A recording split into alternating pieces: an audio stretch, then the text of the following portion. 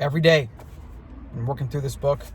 I've shared more social media posts and written more about quotes from this book than any book I think ever. And I had to buy the hard copy, so I had something I could talk about. So this section on happiness is just, it's like one of those things you got to read over and over and over again. Okay? He talks about peace a lot. I've been thinking about that a lot. Like the goal of peace of mind. For me, it's been a good heuristic to just keep in mind when things arise, when I feel my anger welling up, when I feel the need to be negative, I just ask myself, like, is this peace? Is this going to disturb my peace, contribute to it? And the goal should be peace of mind. So, how about this? The enemy of peace of mind is expectations drilled into you by society and other people. Socially, we're told, go work out, go look good. That's a multiplayer competitive game.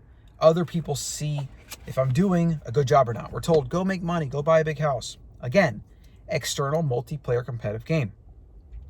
Training yourself to be happy is completely internal. There is no external progress, no external validation. You're competing against yourself. It is a single player game. We're like bees and ants. We are social. We are such social creatures. We're externally programmed and driven. We don't know how to play and win these single player games anymore. We compete purely in multiplayer games. The reality is life is a single player game. You're born alone. You're going to die alone. All of your interpretations are alone. All your memories are alone. You're gone in 3 generations and nobody cares. Talk about a sobering reality with that one. Before you showed up, nobody cared. It's all single player. Whoa. See, I feel like a lot of people don't read books like this and think about ideas like this because it does make you address some of those greater thoughts and ideas, and they're scary. They can be scary. You know, what's the point of this all? Like, my life doesn't matter, my work doesn't matter, this and that. Let me tell you a little story real quick. I want this video to be short because it's getting hot in here. I don't have the AC on because it's too loud. Let me get my legs up on the seat for this one. Tuesday did a lot of LSD. It was an accident. I thought it was microdosing. It was crazy. 8 hours, had to buy an expensive hotel room because I couldn't even leave the place. In that, I was telling the story to the friend that was taking care of me, bless her heart, of Kamal Ravikant's book. I believe it's called Live Your Truth, who's actually the brother of Naval, which is like blowing my mind at the time, like making all these connections. He has a story in his book about how he either dreamt or visualized this common scenario or dream or visualization.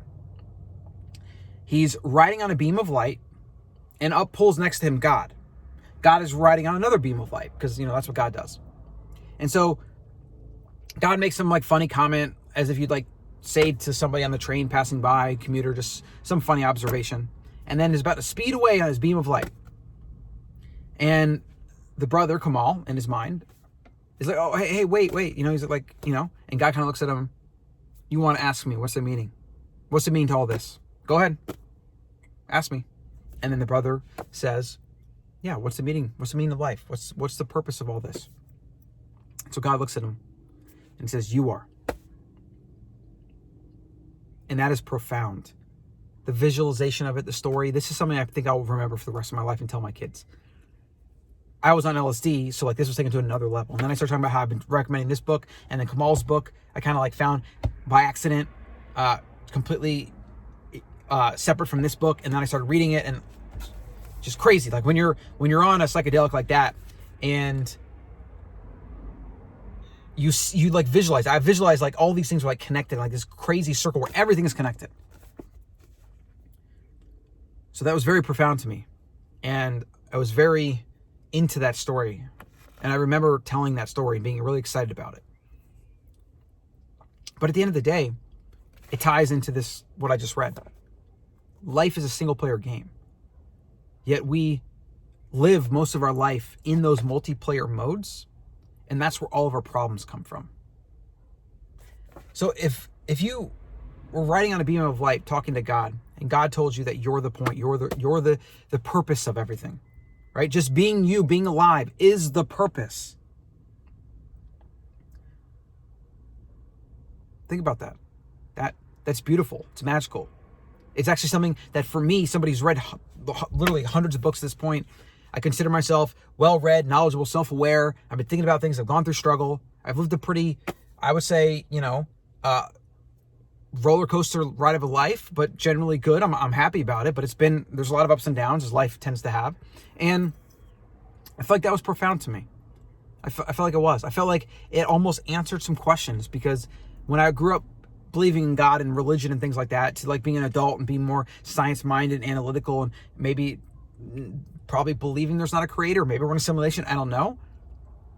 But I take solace in that idea that the purpose of life is you, it's me, and it's every beautiful bit of life there is. That's something I could hang my hat on. That's something that I think I will remind myself of. I will teach my kids. And maybe, just maybe, we can remove so much of those multiplayer just absurdities that bring us pain and suffering at the hands of things we manifest, because we forget that the goal of all this isn't to be something someone else wants you to be. You are the goal. You are the reason. You are the purpose. That's a beautiful thing. And hopefully it can remove the shame and the judgment and the labels and all the crap that people get sucked into. That is a byproduct of our multiplayer society and our species even, and then just focus on ourselves, focus on our experience, focus on this moment, be in the now, be present, and realize that you right now watching this, you're the reason it all exists. Like, you're the point, you're the answer, you're the purpose. Revel in that, appreciate that, be grateful for that. And then use it as, I believe, a philosophy for life, for how to live and how to live a good life. And how to take back more control of that single player gameplay that Naval was talking about. I really like this idea. I'm going to talk about this more. Let me know in the comments if this resonates with you, or if you have anything to add or anything. I think it's a very powerful, beautiful, magical thing.